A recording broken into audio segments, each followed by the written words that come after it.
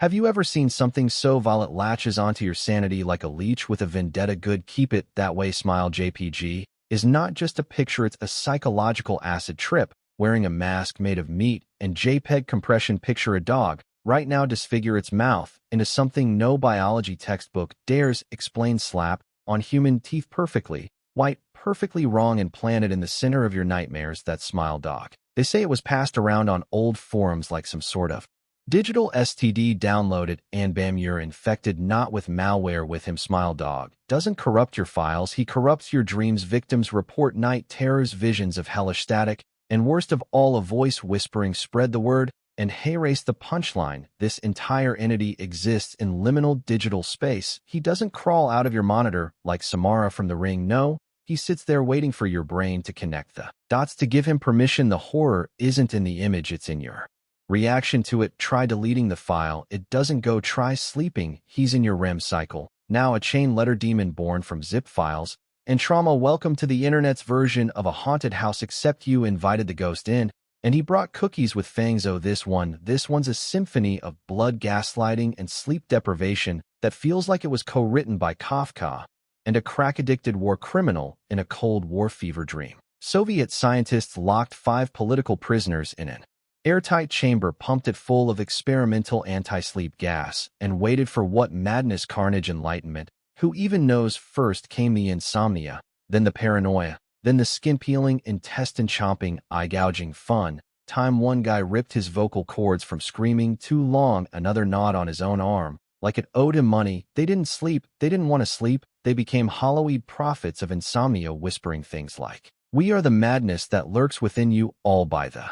And one of them looked a scientist in the eyes and said something that should have made every therapist retire early. Have you forgotten so easily? We are the madness that lurks within you all. Now, do I believe this happened? Of course not. But do I believe this could have happened if you gave Stalin a Red Bull and a soundproof room? Absolutely. You can't kill sleep, but you can starve the soul of it, and this story proves the soul starts to scream.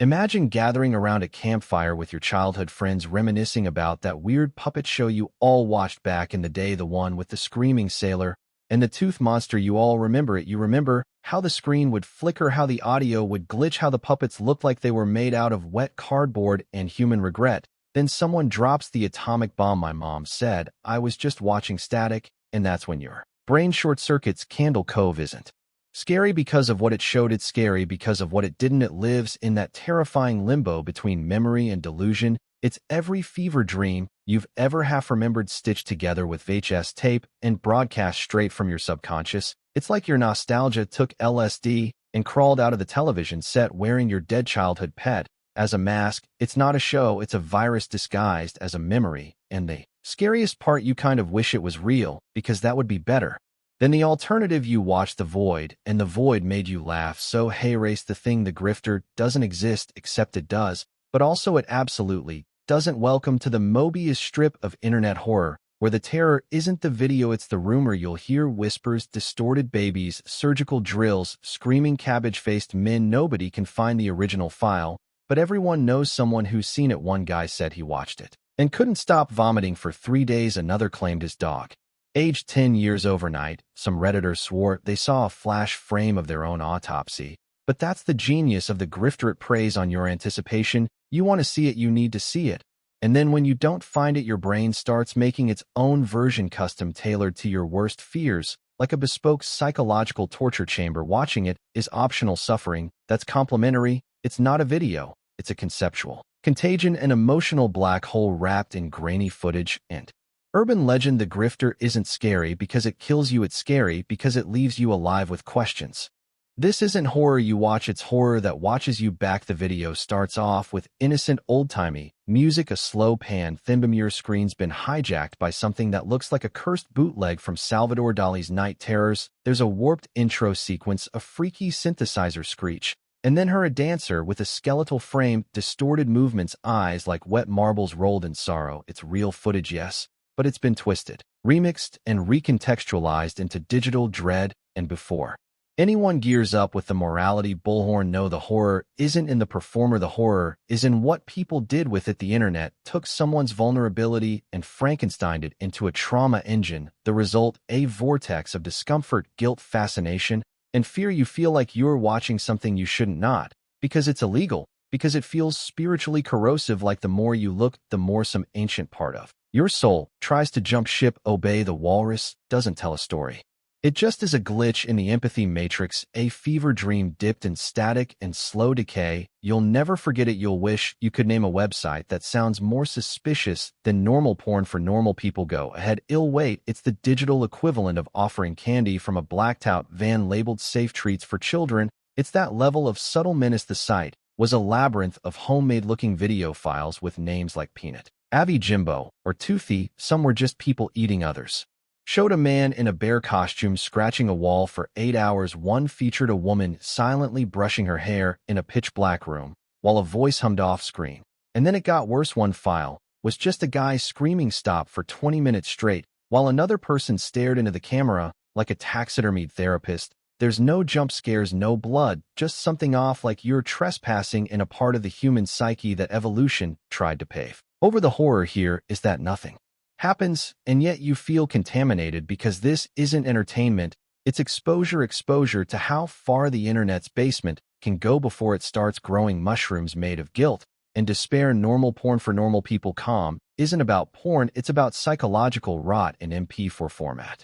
It started with a dead man. That's all it ever takes. A Reddit user named Religion of Peace passed away, and people offered condolences, except someone noticed his profile linked to a weird domain. Laicity, quiet pills, calm, innocent, cute, inside joke. Nah, that's when things got war crimey. People found HTML code hidden inside the site. Normal stuff like encrypted strings, GPS coordinates, lists of names, contract dates, and phrases like assets disposed of, the kind of content you expect to find on a JSON Born fan wiki, not someone's obituary footer. The theory, it was a dead drop for assassins, a Craigslist for quiet bullets.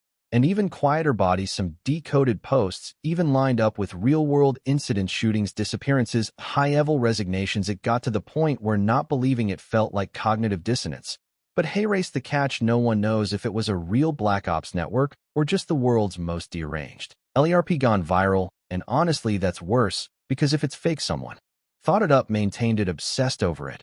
And if it's real, then someone's still hiring. Lake City, quiet pills is what happens when grief, the deep web, and a little too much time converge into a weaponized conspiracy cocktail. Drink up. The game begins in black and white. The corridors are narrow, the shadows stretch and flicker like they're reaching for your ankles. You hear reverse nursery rhymes, random screeches, the controls barely respond, and you walk and you never stop walking. This isn't gameplay, it's an ordeal. The screen flashes photos of Jimmy Savile and murdered children. Audio warps into gut-churning static. There's no objective, no score, just a slow-crawling realization that you're participating in something you were never meant to see. And the best part, the original download link no longer exists, which means what's out there now is just copies, broken fragments cloned from corruption, each one slightly more wrong than the last. A bootleg of a psychic virus. Is it art?